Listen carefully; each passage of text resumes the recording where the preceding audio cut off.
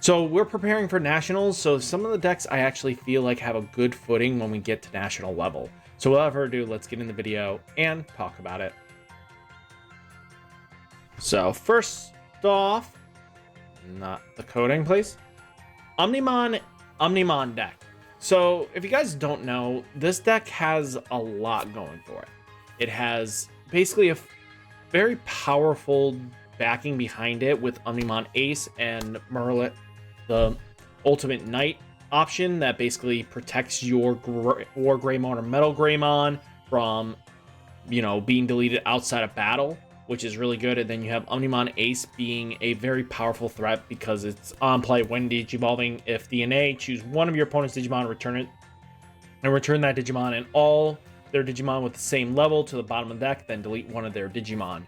So being able to kind of wipe out something if it DNA'd is really important, but they also have access to Omnimon Alter B, who's going to de-Digivolve and then be a closer out, because if your opponent's at 2 or security, you're going to win the game because of Alter B's existence. So the deck has a lot going for it, and it's a very powerful deck in generalization. I think pretty much this deck has consistently topped 16 from the beginning of, the conception of BT17, and the deck is still going to probably still top 16 going forwards. Next deck we're going to talk about that probably has some footing here is going to be none other than the, Dexter Ruga deck.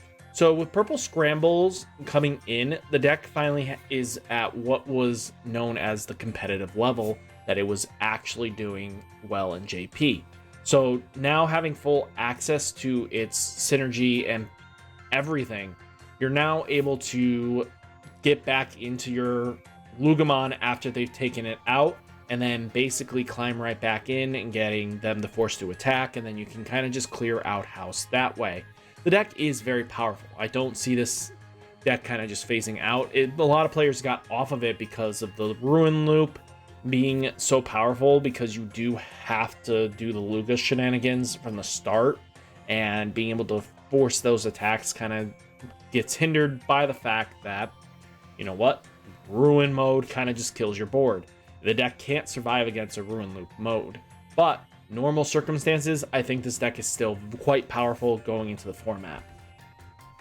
Then we have Black Base. Black Base has access to its Black Scramble as well, so now having full access to being getting the Kosuke, being, can't leave battle area other than by deletion until the end of your opponent's turn, gives it a lot of good protection skills and a unified one. I wouldn't be surprised if Ben brings this deck to Nats and just kind of tweaks it a little bit with the Black Scrambles, and we see it from there. I think the deck has a lot of footing to go into Nats, and I think it's still going to do quite well because, again, it's got a decent level of protection. It's not also, we're not dealing with Ruin Loop that can just shut off this deck.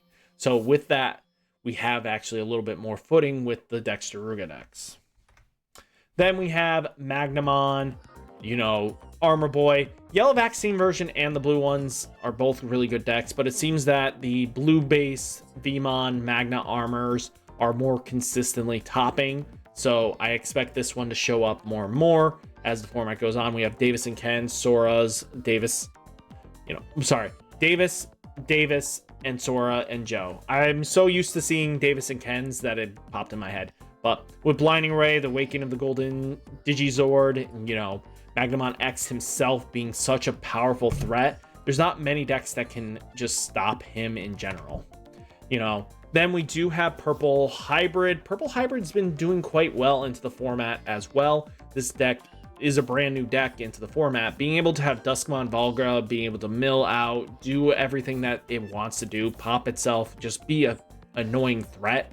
And it seems that the Venus Shadow Seraphimon version has done a lot better with the Reihis and stuff because of the ability of having access to very powerful level 6s. But there is the other one with the Merva that also does quite well. So this one topped recently, got really high up, and I think with the Aegis and Codecracker, with the Gaogamon being able to extend plays, it does help out. So, it depends on the player's play strats and stuff like that, but, you know, Duskmon Volgra is very powerful. Then we have Imperialdramon. Imperialdramon has been a good deck since BT17. I mean, even in BT16, it was doing quite well, but with Return of the Ancestor and Paladin Mode Ace, it's just a very much scary threat as well. And again, a lot of players are using the combination of Dragon Mode plus XVmon Stingmon to do some damage, but they're also teching in Hexablow, which is another option to help deal with a lot of threats. So if you have access to Hexablow, you don't have to turtle out, you know, it just a lot of variables can be played into this. So, you know, Imperialdramon does Imperialdramon shenanigans with Davis and Ken being able to make it so that all your searchers are going to be just digging constantly for free. You're just gaining momentum and tempo, which is vitally important for this deck, you know. Then we do have LordKnightmon X. LordKnightmon X hasn't been doing as hot as everyone was projecting. They were saying best deck of the format coming in. But again, the deck started phasing out even in Japan because the Ruin mode loop definitely helped keep LordKnightmon in check. But a lot of players started realizing that this deck has 0 protection. So with no protection in the deck to kind of just keep it coming back for more, you're just always seeing that issue. You know, you have LordKnightmon, LordKnightmon X, AncientGreymon, Ruin mode, you know, Levia, Anubis, all great cards across the state, but what happens here? You don't really gain that momentum that you're expecting. Then you do have Levia and Leviamon X being another great deck. Similar play strats as with the LordKnightmon variant, but this one at least controls the board a little bit more, mid-rangey style. Again, suffers the same thing as LordKnightmon, and that's why a lot of players got off of it, was because of these, you know, Levia X, Levia are easily outed. They don't come back very comfortably outside of their, you know, Biting Crush coming back. But at the end of the day, you have so much value in tempo that, you know, the deck is still good, I think. Both Levia and LordKnightmon X will definitely see probably some sort of top 16 placement in the Nationals, but, you know, we'll have to see long term. Then we do have Takamizuchi. Takamizuchi definitely finally at its full capacity with scrambles in the meta. And again, if players are on a heavy purple hybrid shenanigans, which can be a huge thing, now with scrambles in the fray, scrambles will now make your Lugamon more scary because you'll now take advantage of, you know, getting your tamer out, climbing up again.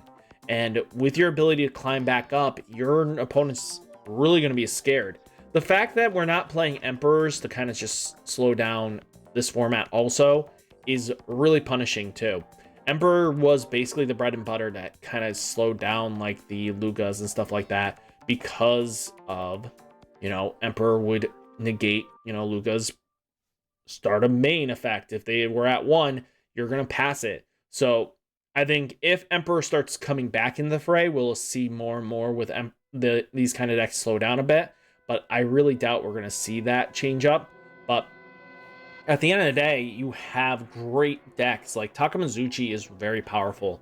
We're seeing that it's still even topping without the scrambles in it because it's a great deck. There's nothing really screaming out of the ordinary. Then we do have Mirage Gaogamon. This is another deck I expect to see a lot of representation of because the deck isn't going anywhere anytime soon unless there's some sort of restriction list that gets announced during their big, you know, unification announcement, which could happen. You know, we've gotten it right at Nationals that they kind of just trim the fat a little bit, and I wouldn't be surprised if Mirage kind of gets hit in some way, shape, or form because, again, at the end of the day, the deck's been around way too long, and a lot of players want to see this deck kind of just fade into oblivion.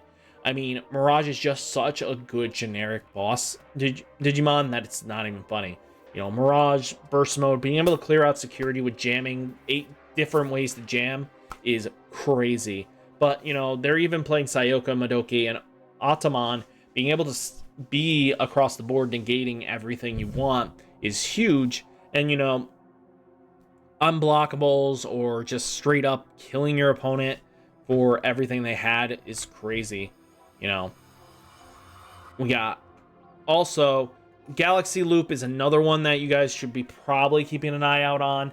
Galaxy, well, not Loop, I would say, but Galaxy deck in generalization. You know, playing the Hexablows, the Mirage Gaoga, you know, the deck can evolve for free, and a lot of players are having issues with this deck too. Ko and Sayo, they feel like, is a little bit too overpowered. And again, there are conditions that restricts the deck, but, you know, free evolution does make a lot of players not like that. But, you know, at the end of the day, Mirage still good, Hexablow still good, Apollo still good. You know, all these top ends are super strong top ends. You know, universally, the deck has a lot going for it. And again, under the right pilot and competency, this deck is going to tear through a lot of players, so not surprised. And then we do have AncientGreymon as like the final deck. None of these were in a specific order of what I was expecting to be like first or second or stuff like that. These are all just generally good decks that are going to do well at national levels. And AncientGreymon's no sleeping joke here. This deck's going to do what it wants, and it's going to clear out and kill out security very comfortably. The deck is quite powerful. The deck does what it's always wanted to do, and that's just kill your opponent outright. It's going to clear out that security without breaking a sweat, and players are going to be on AncientGreymon for a while. I mean, there's nothing wrong with this deck. This deck's just going to be one of those decks that sticks around. So, guys, hopefully this kind of just gives you a good information backing on what to expect. And hopefully you guys enjoyed the video. Hit that like button, hit that subscribe button, stay safe, stay healthy, and I'll catch you next one. Peace!